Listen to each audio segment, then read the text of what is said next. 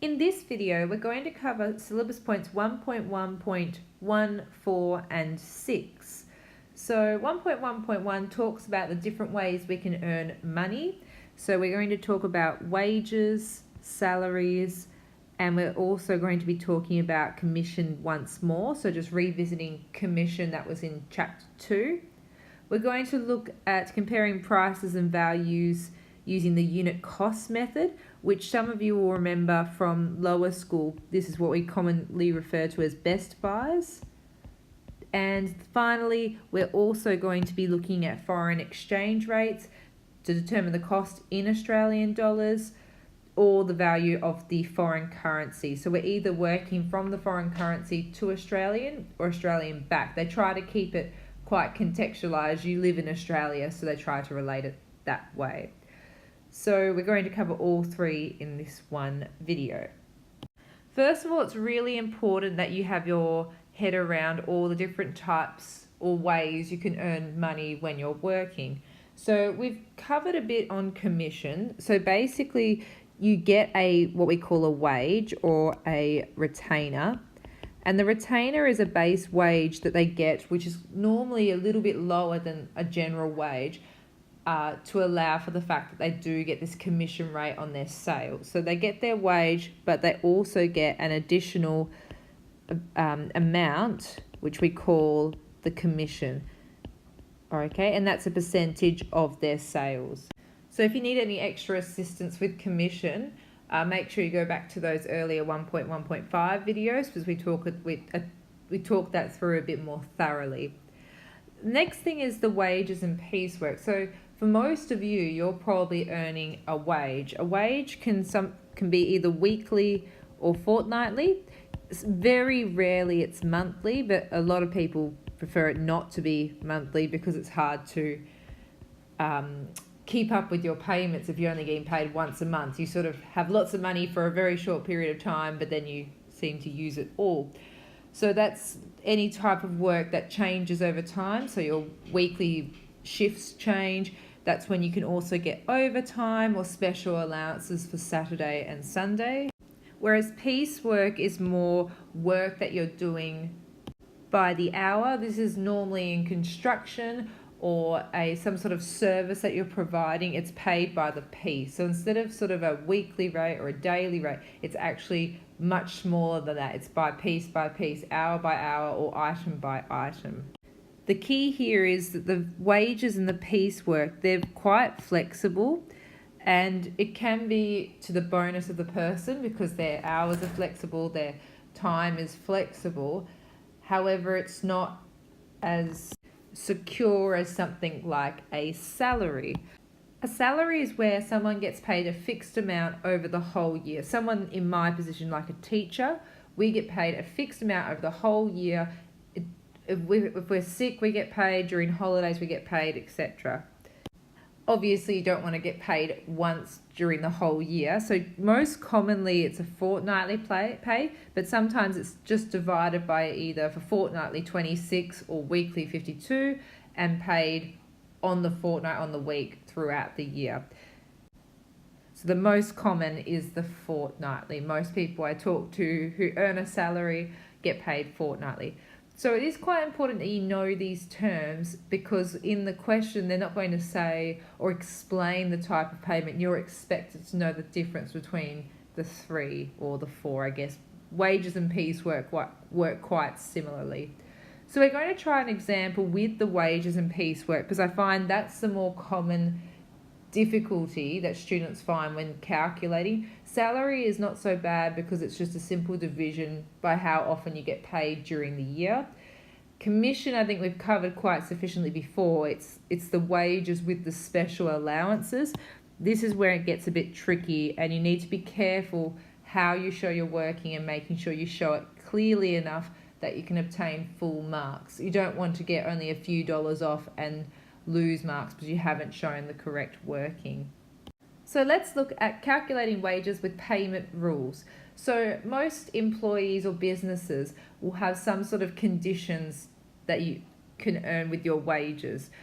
especially locking on overtime. A lot of companies are very reluctant to give overtime, so they have very, very specific rules. So it's always important you know these rules when you're going to work. So let's look at this particular set of rules. So the first 8 hours worked on any weekday are paid at the normal rate. So a normal 8-hour shift, you get paid the normal rate.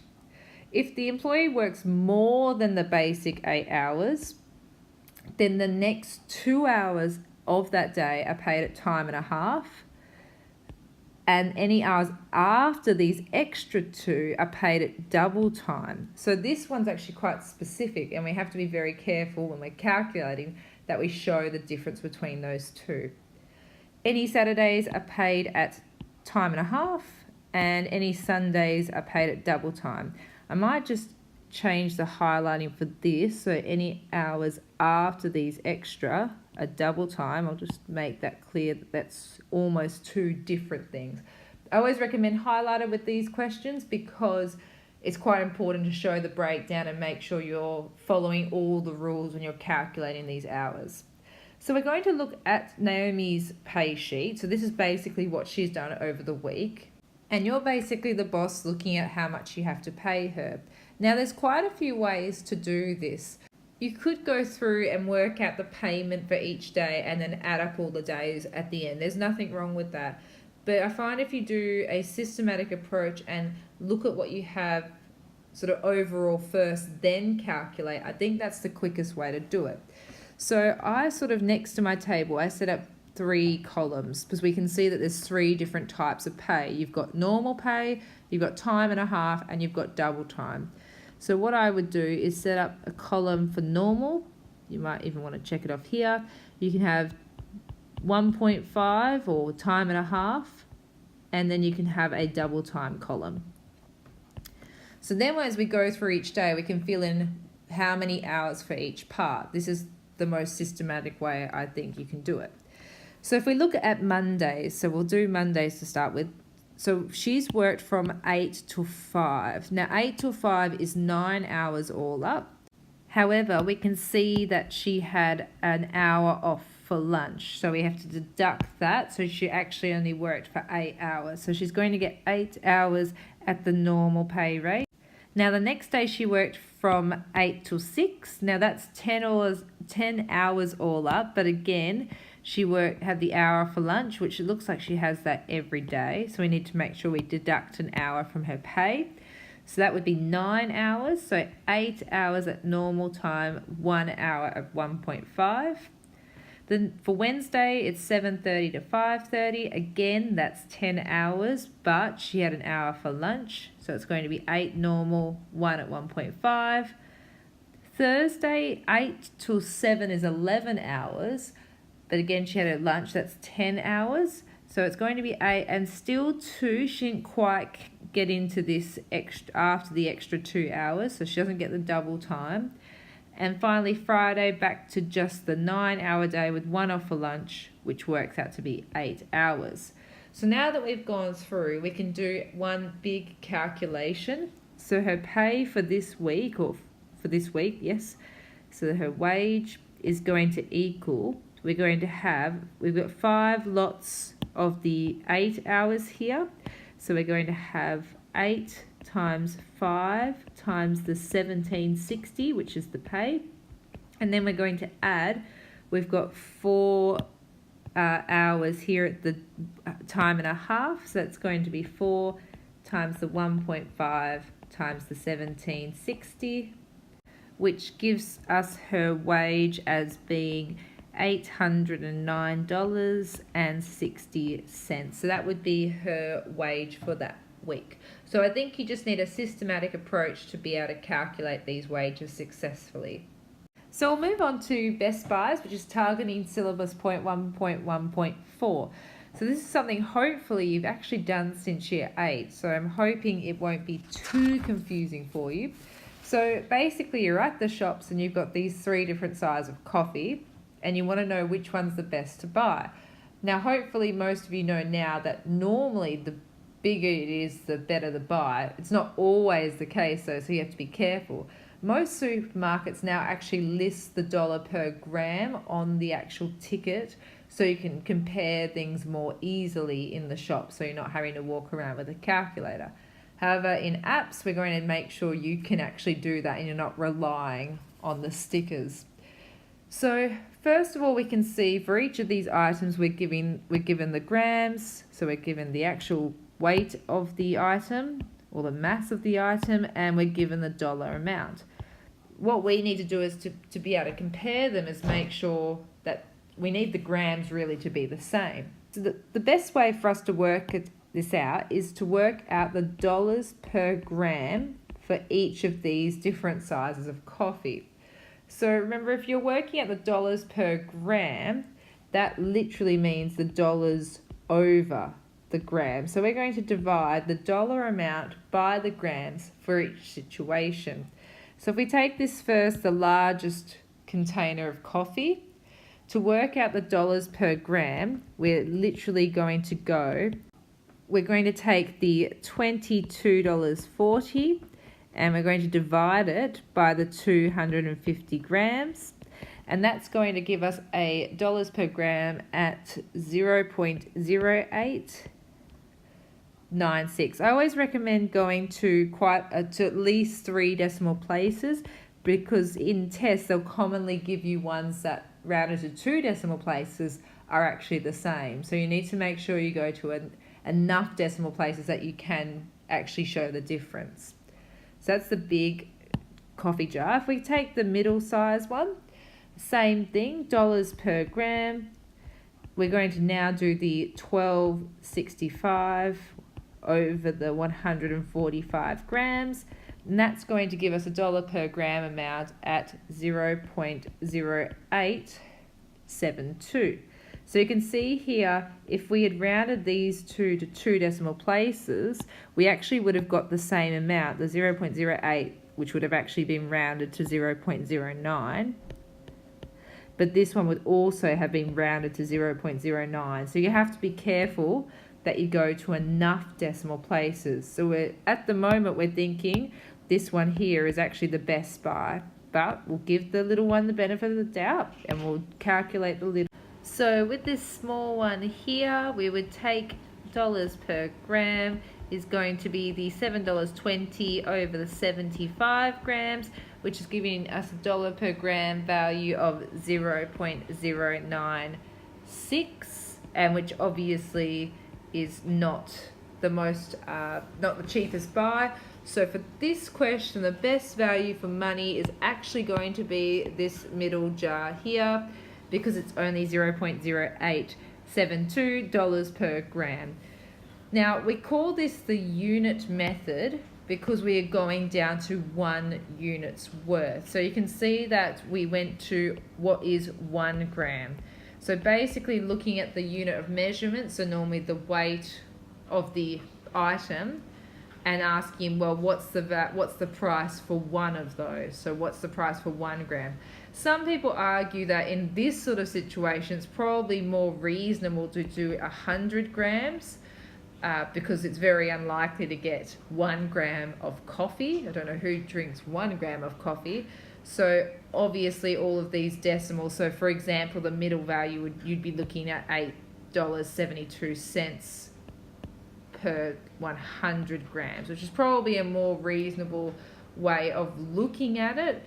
However, the unitary method is all about going back to one of the weight values. So 1 gram, in some situations 1 kilo, 1 mil, etc. So finally, the last part of this video, so we're looking at 1.1.6, which is foreign currency or currency exchange, however you'd like to look at it. So obviously we're not living in a world where everyone works in Australian dollars. Each country has its own currency, and when we change our Australian dollars, we don't always get 1 for 1. Actually, it's very rare to get 1 for 1 for anything. This table here is a very sort of common setup for what you will see at the airport or at a bank when you're trying to trade money in. So you normally have the actual location, what the currency is. sometimes it's got the symbol, and how much $1 will get you. That's the main thing. So you can see here that $1 will only get you 0.6572 British pounds. Now, keep in mind, this textbook's written at a time. These were probably right when the textbook was written. It's very flexible and fluid. It changes all the time. So these are probably, and they're definitely not current. However, at the point where this book was written, $1 bought you 0.6572 British pounds. This tells you that the British pound is stronger than the Australian dollar because we don't get one full British pound. Whereas for the Canadian dollars, we actually get 1.02, so we actually get just over $1, not much, but just over $1's worth of Canadian for the Australian, which tells you the Australian is slightly stronger. So what you will need to be able to do is go from the Australian to the foreign currency, and then go from the foreign currency back to Australian, and that's how it'll work. It's very rare. I haven't actually seen an assessment yet where they don't have Australian as the base currency, because that's where you are, that's the context you live in. So let's look at an example question. Okay, so we're looking at, with $1 being equal to 54.9071 Indian rupees, how many rupees can be bought for Australian, so $250 Australian, and how many Australian dollars can be bought for 2,500 rupees. So, first of all, most of you will find going from the Australian to the foreign currency is the easiest. So if we look, we're going to spend $250 if we're looking at part A over here. So to do part A, what we're looking at is, we know that with the Australian dollars, $1 gives us the 54.9071 rupee. Now, but I'm looking for 250. Now, if I've multiplied this by 250, I'm going to have to multiply this by the same amount, so by 250. So when I multiply the 54.9071 by 250, that gives us a value of $13,726.78. Now, with rupees, it's very rare that you'd be given part rupees, okay, that each one's has a very low value. So because we haven't quite got to the 13,727, we would have to round this down to the 13,726 rupees. Now, part B is normally where students get a bit stuck, where you have to go backwards. But again, same thing with the percentages. If we had to multiply to go forwards to get from Australian to rupees, general rule of thumb, to go backwards, you have to divide. So what you have to think of in your head is how many lots of 54.9071 rupees are there in 2,500 rupees to go backwards to Australian. So if I have 2,500 rupees, how many of the 54.9071 fits into that 2,500? So to do that, how many fits in? We normally hopefully recognize that that's a divide. So we'll do 2,500 divided by the 54.9071, and that gives us the 45.53, and that's correct, 2 decimal places. That's okay because in Australia we work with 2 decimal places for our money as a norm. So that means that 2,500 rupee will buy the Australian dollar equivalent of $45.53. Now what we'll be doing in class is we'll actually be setting up a spreadsheet on our Casio to do this for us, which actually becomes really convenient, and students in the past have really liked it. So we'll be looking at setting this up on our Tuesday lesson of week 3.